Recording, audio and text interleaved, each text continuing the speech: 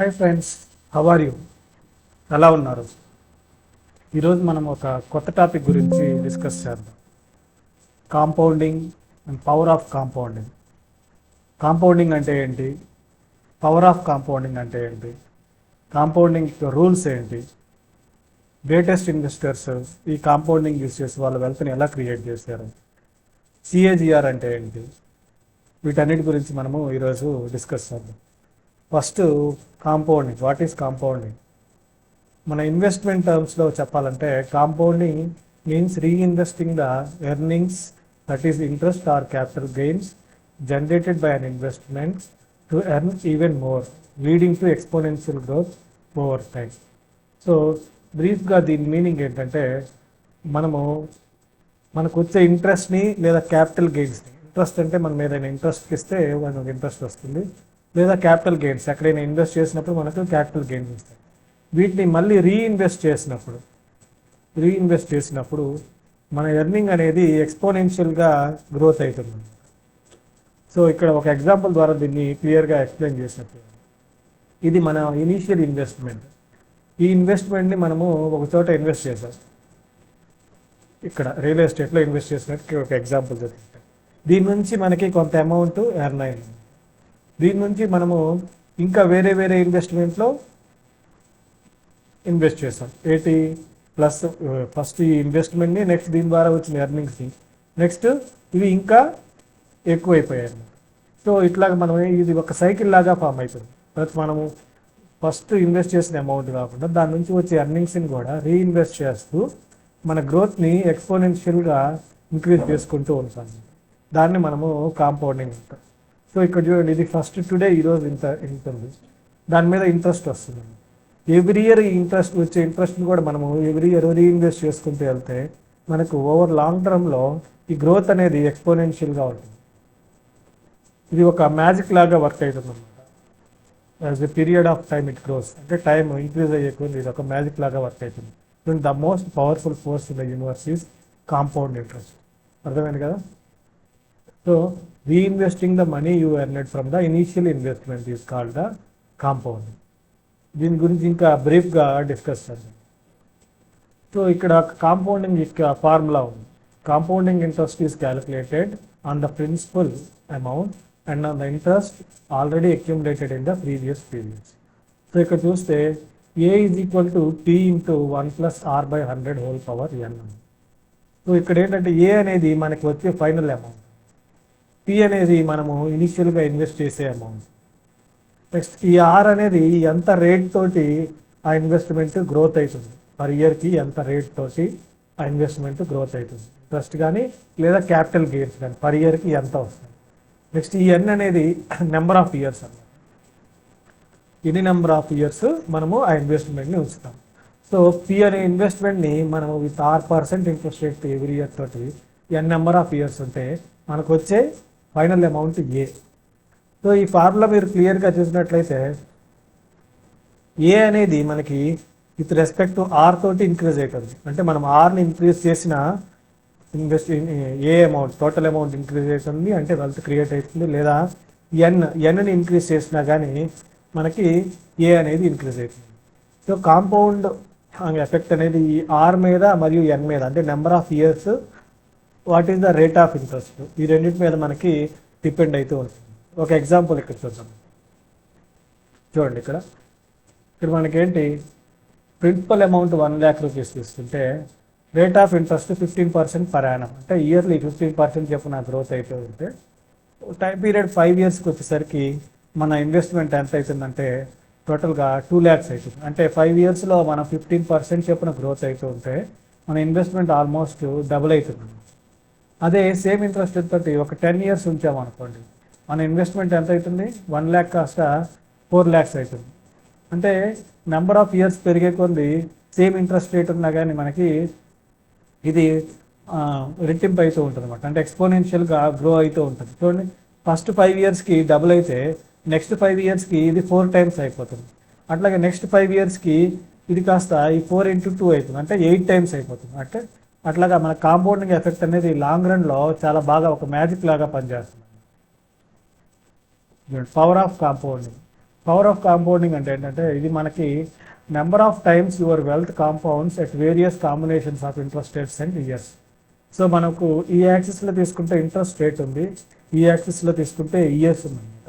ఇది number of years మనం invest చేసిన ఇయర్స్ అంటే ఎన్, ఇందాక చూపించాం కదా ఈ ఫార్ములాలో ఎన్. అట్లాగే ఇది ఇంట్రెస్ట్ రేట్ ఆర్, ఈ రెండింటి మీద ఈ కాంపౌండింగ్ అనేది డిపెండ్ అవుతూ ఉంటుంది.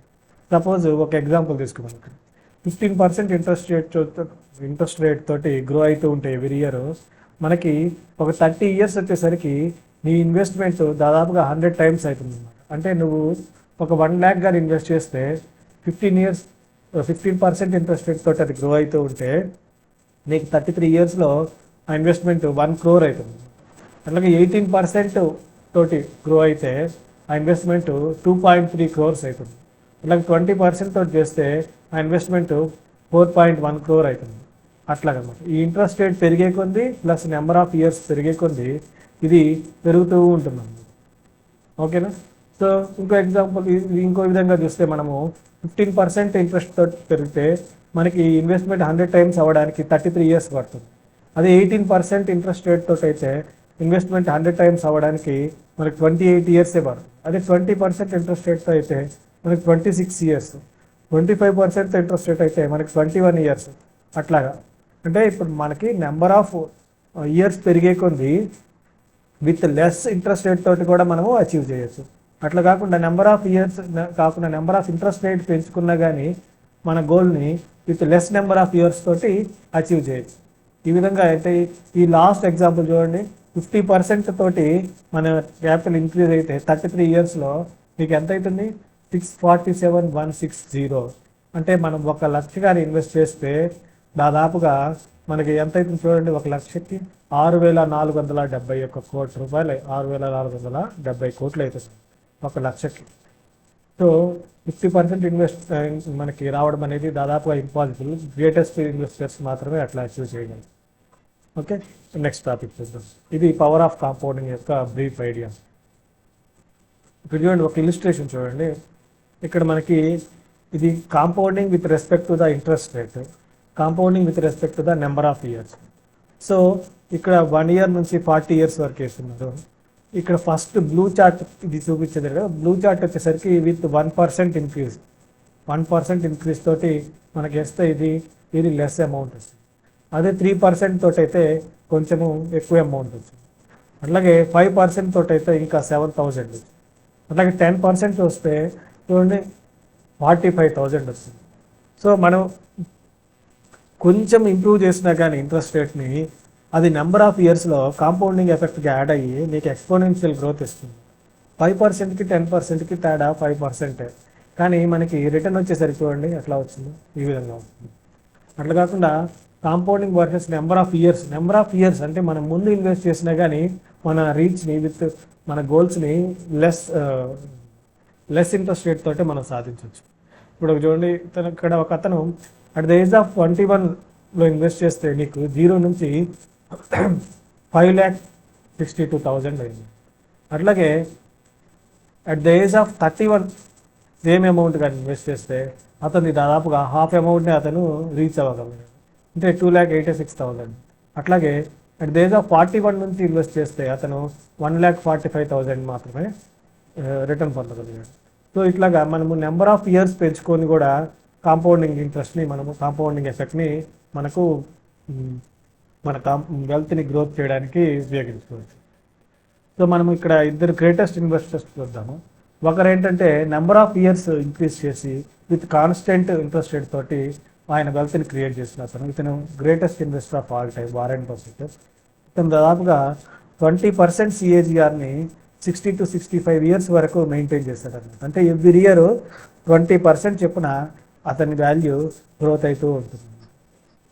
ఆ విధంగా ఇతను ఒక డిసిప్లైన్ తోటి 20% ఇంట్రెస్ట్ రేట్ తోటి 60 years వరకు ఆ డిసిప్లైన్ మెయింటైన్ చేస్తూ ఉన్నాడు.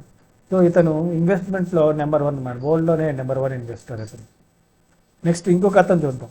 ఇంకొక అతను జిమ్ సిమ్మన్స్ అనే అతను.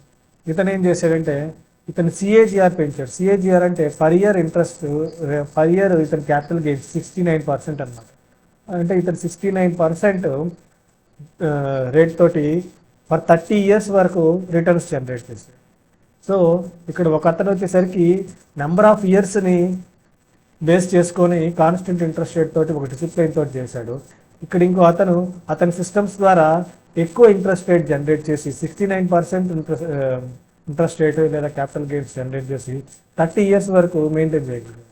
సో వీళ్ళిద్దరు కూడా world best fund managers and best investors అన్నమాట. సో వీళ్ళిద్దరు కంపారిజన్ చూస్తే ఇతని ఏజ్ 93, ఇతని ఏజ్ 85. సో ఇతను 22% ఇంట్రెస్ట్ రేట్ తోటి ఓవర్ 65 years వరకు ఇతను వెల్త్ని క్రియేట్ చేశాడు. 133.5 billion వెల్త్ని క్రియేట్ చేశాడు. ఇతను 66% సిఏజిఆర్ తోటి ఇంట్రెస్ట్ రేట్ తోటి ఒక 30 yearsలో ఇతను 31.4 billion క్రియేట్ చేశాడు అనమాట. సో ఇప్పుడు చూడండి, Warren Buffett wealth is 4x, అంటే 4 times more than the gym siemens, but it CAGR is 1/3. ఇక్కడ సిఏజిఆర్ ఎంత 66%, ఇక్కడ సిఏజిఆర్ ఎంత 22%. సిఏజిఆర్ అంటే కాంపౌండెడ్ యాన్యువల్ గ్రోత్ రేట్, అంటే ప్రతి ఇయర్ ఎంత గ్రోత్ జనరేట్ చేస్తుంది. సో ఇతను 1/3 ఉన్నా కానీ నెంబర్ ఆఫ్ ఇయర్స్ అతను అది మెయింటైన్ చేయడం వల్ల ఇతని గ్రోత్ ఆల్మోస్ట్గా 4th time అయింది. సో ఇది పాసిబుల్ చేయడం మనకి అంత సాధ్యం కాకపోవచ్చు. 66% ఎవ్రీ ఇయర్ మన గ్రోత్ రావడం పాసిబుల్ కాకపోవచ్చు. కానీ 22% అనేది మనకు అచీవబుల్ అనమాట. సో మనము ఎర్లీ ఏజ్లో ఇన్వెస్ట్ చేస్తే మనకు విత్ లెస్ రేట్స్తో కూడా లాంగ్ రన్లో మన వెల్త్ అనేది చాలా బాగా బిల్డ్ చేసుకోవచ్చు. ఓకే, నెక్స్ట్ కాంపౌండింగ్ రూల్స్ చూద్దాం. కాంపౌండింగ్ రూల్స్ వచ్చేసరికి రూల్ 72 అంటారు. రూల్ 72 అంటే ఎన్ అనేది నెంబర్ ఆఫ్ ఇయర్స్, ఆర్ అనేది ఇంట్రెస్ట్ రేట్. ఈ రెండు ఎప్పుడైతే 72కి ఈక్వల్ అవుతాయో మన ఇన్వెస్ట్మెంట్ డబుల్ అవుతుంది. అంటే సపోజ్ మనం ఇక్కడ చూద్దాం, మనము ఒక 12% ఇంట్రెస్ట్ రేట్ తోటి మనం ఇన్వెస్ట్ చేస్తాం. సో మన అమౌంట్ డబుల్ కావడానికి మనకి ఎన్ని ఇయర్స్ కావాలి? n into 12 is equal to 72 వేస్తే మనకి 6 yearsలో 12 6 72 కాబట్టి 6 yearsలో మన ఇన్వెస్ట్మెంట్ డబుల్ అవుతుంది. అట్లా కాకుండా మనము 24 తోటి మనం కానీ రిటర్న్ తోటి కానీ మనం ఇన్వెస్ట్ చేస్తే 3 yearsలోనే మనది డబుల్ అయిపోతుంది. 24 into 3 72 కాబట్టి. అట్లాగే రూల్ ఆఫ్ 114, ఈ 114 ఏంటంటే n into r, అంటే number of years multiplied by interest rate 144కి అయితే ఎప్పుడైతే ఈక్వల్ అవుతుందో నీ ఇన్వెస్ట్మెంట్ ట్రిపుల్ అవుతుంది. అట్లాగే 144 రూల్ అంటే number of years multiplied by interest rate ఎప్పుడైతే 114 అవుతుందో అప్పుడు నీ ఇన్వెస్ట్మెంట్ క్వార్టర్ఫుల్స్ అంటే 4 times అవుతుంది అన్నమాట. ఓకే, దీని ఒక ఎగ్జాంపుల్ ద్వారా మనము క్లియర్గా చూద్దాం. రూల్ ఆఫ్ 72 చూడండి.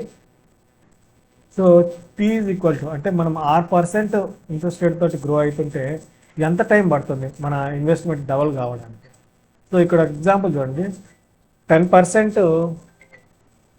10% పర్ ఇయర్ తోటి మనము ఇన్వెస్ట్ చేస్తూ ఉంటే మన ఇన్వెస్ట్మెంట్ గ్రో అవ్వడానికి 7 years పడుతుంది అనమాట. ఎందుకు 72/10 అంటే మనకి 7.2 years పడుతుంది అనమాట. అంటే 7.2 yearsలో మన ఇన్వెస్ట్మెంట్ డబుల్ అవుతుంది. ఓకే, 7.2 yearsలో మన ఇన్వెస్ట్మెంట్ డబుల్ అవుతుంది when we invested with 10% per year. అట్లాగే రూల్ ఆఫ్ 114 చూడండి. ఇక్కడ మనము 15% తోటి గ్రో అవుతూ ఉన్నాం ఇయర్లీ. ఇప్పుడు మనకి ఎన్ని ఇయర్స్ పడుతుంది మన అమౌంట్ ట్రిపుల్ అవ్వడానికి అంటే 114/15 వేసుకుంటే 7.6 yearsలో మన అమౌంట్ ట్రిపుల్ అవుతుంది. అంటే 1 lakh ఇన్వెస్ట్ చేస్తే మనకి 3 lakhs వస్తాయి. నెక్స్ట్ రూల్ ఆఫ్ 144 చూడండి. ఇక్కడ మనకి ఒక 12% ఇంట్రెస్ట్ తోటి మనం ఎవ్రీ ఇయర్ గ్రో అవుతుంటే మనం 12 years కానీ ఇన్వెస్ట్ చేస్తే మన అమౌంట్ 4 times అవుతుంది. Okay, 144/12 is equal to 12. So 12% interest rate తోటి మనం ఇన్వెస్ట్ చేస్తూ ఉంటే మన అమౌంట్ 12 yearsలో ఎంత అవుతుంది? 4 times అవుతుంది. సో ఇవి రూల్స్ అన్నమాట, డిఫరెంట్ రూల్స్. నెక్స్ట్ లాస్ట్గా సిఏజిఆర్ అంటే ఏంటో చూద్దాం. Compounded annual growth rate. CAGR stands for compounded annual growth rate. It is a way to calculate the average annual growth rate of investment over a period of time. So ఒక period of టైంలో నువ్వు ఎంత rate తోటి నీ ఇన్వెస్ట్మెంట్ని grow చేయగలిగావు దాన్నే CAGR అంటారు. CAGR is often used to analyze the performance of the investment over a long period of time. So నీ పర్ఫార్మెన్స్ని measure చేయడానికి సిఏజిఆర్ని యూస్ చేస్తాను.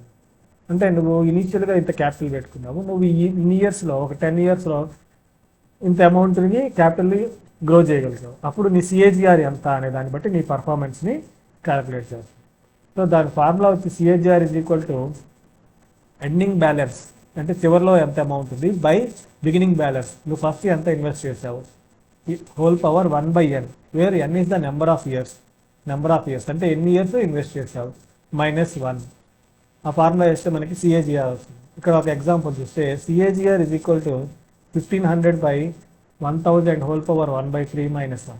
అంటే నీ ఫైనల్ క్యాపిటల్ 1500 గ్రో అయింది, ఇనీషియల్ క్యాపిటల్ నువ్వు ఒక 1000కి ఇన్వెస్ట్ చేసావు. సో హోల్ పవర్ 1/3 అంటే 3 ఇయర్స్ ఇన్వెస్ట్ చేసావు. అప్పుడు నీ సిఏజిఆర్ ఎంత అంటే 14.5%. అంటే నువ్వు ఎవ్రీ ఇయర్ 14.5% తోటి గ్రో అవుతూ ఉంటే, నువ్వు ఇనీషియల్గా $1000 ఇన్వెస్ట్ చేస్తే నీ క్యాపిటల్ $1500 అయింది. అది సిఏజిఆర్ అనేది.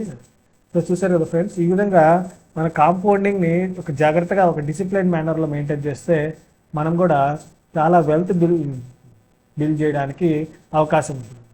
సో వారెన్ బఫెట్ కేవలం 22% ఇంట్రెస్ట్ రేట్ తోటి అతను 65 ఇయర్స్ పాటు వెల్త్ని కంటిన్యూస్గా బిల్డ్ చేస్తూ ఉండి తను ఎప్పుడు కూడా మనకి టాప్ 10 బిలియనియర్స్లో వన్ ఆఫ్ ద మెంబర్గా ఉంటాడు. వరల్డ్ వైడ్ టాప్ 10 బిలియనియర్స్లో one of the member Warren Buffett ఎప్పటికి కూడా. Okay friends, thank you.